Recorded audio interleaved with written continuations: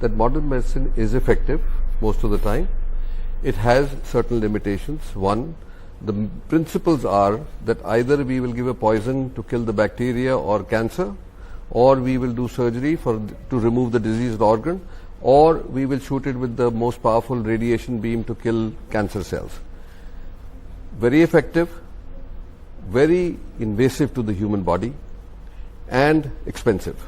So if you juxtapose it now, India, where we have 1.2 billion people, where even all this stuff is invented in the US and Europe, where America cannot afford its own medicine. We have a compulsion here to say, what is it that will bring that level of medicine or cure or prevention to our people that they deserve? Every man standing on the ground deserves that. So, one, Ayurveda is not a new science. It functioned in this world for several thousand years and kept people going. The limitations are definitely there in the sense that we don't understand the actual mode of action, the active ingredient, and what predictably it will do. So the issues with us right now are that, one, I think that there is a huge, and we actually have Medanta, part of Medanta is a huge Ayurvedic research going on to integrate the two or fuse the two medicines, because I believe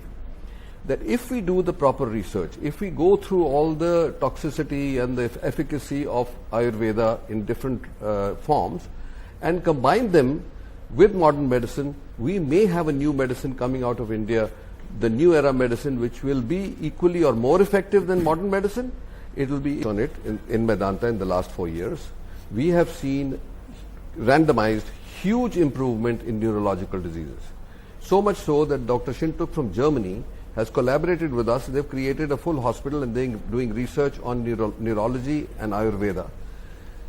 There are many elements of Ayurveda which do not contain metal but herbal medicine. There's a lot of research in Indian institutes actually available. The IIM in Jammu has developed a molecule which is going through the safety trials right now. If it comes to on trials proves to be positive, it will improve the efficacy of cancer drugs by 2x. That means you could reduce the cost to a patient by half. So there are many potentials. If you shut your mind out because of fear of another science coming into your field, I don't think we'll make any progress. That's an important point. Nalin, Ayurveda or homeopathy, for everything, they have their own limitations. What would you not use it for? Let me ask you that. Like you're saying, if somebody has developed blockages in their arteries to a level 80-90%, and they are at risk of getting a heart attack or dying from it, you don't try Ayurveda or homeopathy, and that is where it has been abused by marginalized people. I'll give you the two principles which you must understand. One is that modern medicine says, you have a problem, I have the cure, I will give it to you from outside and kill it somehow or the other. We are not using the power of the body. Ayurveda, on the other hand, its basis is to strengthen the body, to strengthen the immunity, to be able to fight disease. So I'm saying my principle is simple. If there is a cure for infection of the throat, okay, we give a drug, amoxicillin, 3 times a day. What will happen? Within a week, 95% or 97% of the people will get cured.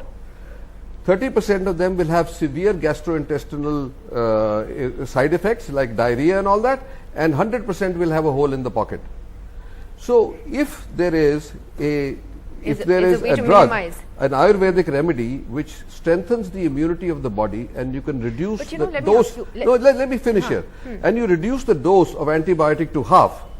You combine the two. It is like Army and Air Force working together.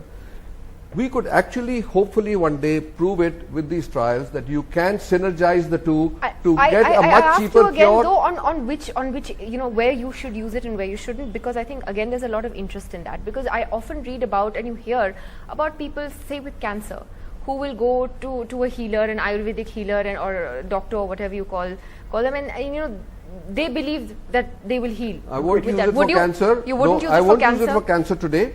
Maybe as a supplement, yes. Okay.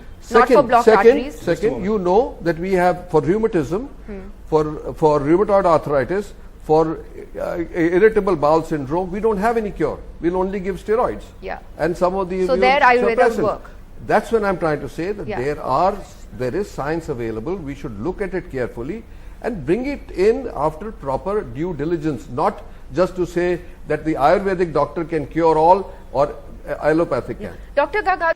And the last thing, if you want to know more about Ayurveda, subscribe to my channel Praveen Parak, the Hungry Hunter.